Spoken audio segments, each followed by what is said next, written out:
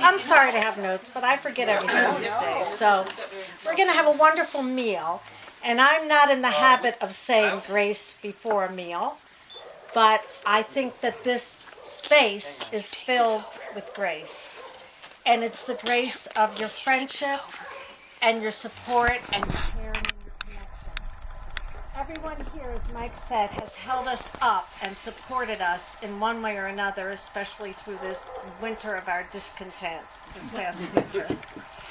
So as I was heading into surgery in March, someone suggested to me, I think it was Mary, that I get a picture of my safe place in my head and focus on that image.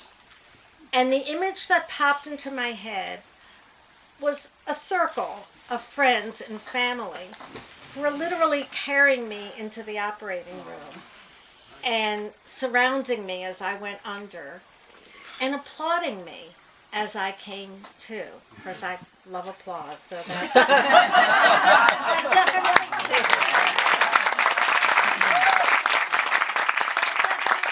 for me. But that image actually became a reality as this crisis continued and continues, the ordeal. It became a reality, and I felt like I have felt all along, like I have that circle around me.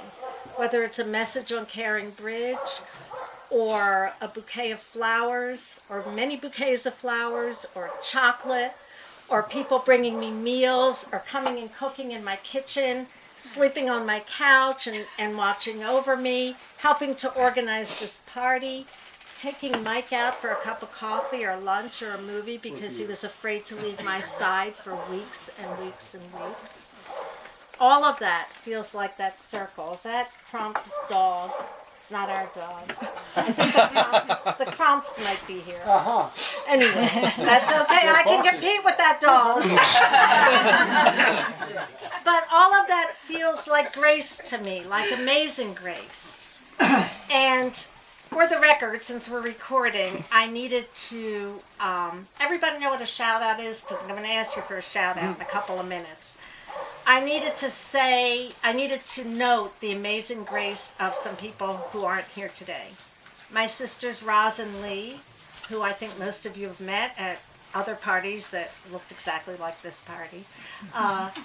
They both came, they're older than I am, it wasn't easy for them. In the dead of winter, moved in for a week or so, shopped for us, cooked for us, went to gruesome medical appointments with us and helped us wrap our minds around what was happening to me and ask the right questions, just nurtured us. So, for the record, how about a shout out to Roz and Lee? Yay! Thank you. I've been amazed and graced by my daughter Emily, who has shown love and devotion beyond what I could ever imagine from 1,200 miles away. Even though she's 1,200 miles away, I feel like she's next to me every single day. She did get, mainly Mike, through the week of surgery. She helped me too, but she got us through the week of surgery. She came on Mother's Day, and she texts and calls several times a week. And nothing makes a Jewish mother happier than that.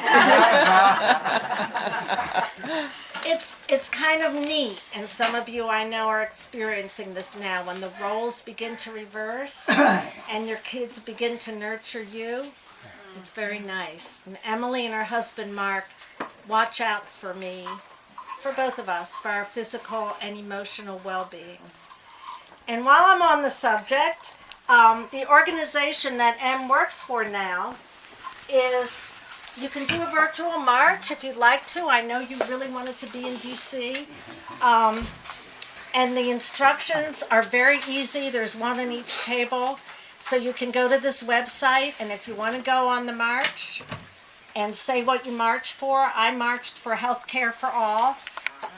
And Mike marched for an end to poverty. So Amen. If you're interested in doing that, that's the Southern Poverty Law Center and Emily's magazine, Teaching Tolerance. Tolerance.org.